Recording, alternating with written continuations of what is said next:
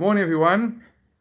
So the next verse in Megillat Esther starts the first event of the book, and that's the party of Achashverosh. This is a major event in the story. It says, Bishnat Shalosh Malcho, in the third year of Achashverosh's reign, Asa Mishta, he made a feast, Chosova for all of his ministers and his servants. Chel Parasamadai, the whole army of Persia and Media were invited to his feast. Hapartamim, the governors, Samedinos, Stefanov, and all of the ministers of the countries which he had conquered. He reigned 127 countries. All of them came to his feast. And what did he do at his feast? What was the nature of his feast? So it says, Bar Oiso, he showed them.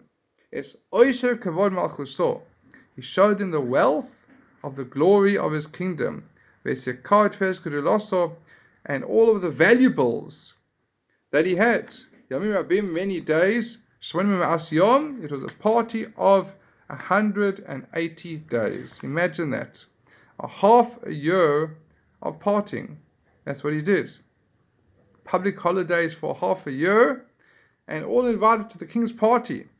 This was the magnificent party of Achashverosh. Why did he make such a party? What is the reason for this party? It was in the third year of his reign. So we see from the next verse, as we just read, that he wanted to show off. He was extremely wealthy. In fact, the Vilna Gaon brings a tradition that we have that he happened to inherit tremendous wealth from the kings before him, and he wanted to show them a few storehouses of wealth every single day. So it took him 180 days to get to all of his wealth and to show them all that he had. That was the point. This was the nature of the kingdom of Persia and Media. It was a nation of physical indulgence and extreme in the material blessings. That's what it was. Different kingdoms had different special qualities. The kingdom of Babylonia beforehand, were powerful. They were into honor and glory. They conquered the first temple, and they were mighty people. Ahasuerus was into enjoyment, physical enjoyment, delight in the physical world, as we see. Have a nice time. That was his motto. We see some similar today as well. But what's interesting is, the Gemara says, why did he make this feast? There's a deeper reason why he made this feast now as well. And the Gemara says the reason was because he calculated that it's been 70 years since the Jews were exiled from their land. There's a famous prophecy that said that they'd been exiled for 70 years. That means that the prophecy hasn't come true.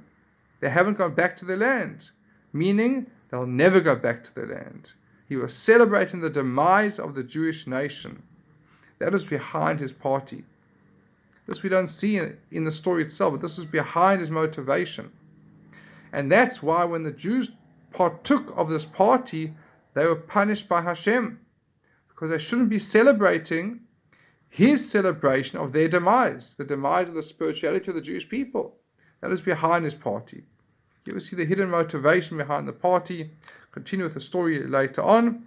But this is why he made this tremendous party for 180 days, in order to display his wealth, in order to show that the Jews will never go back to their temple, and we are here to stay, and they will not continue with their spirituality.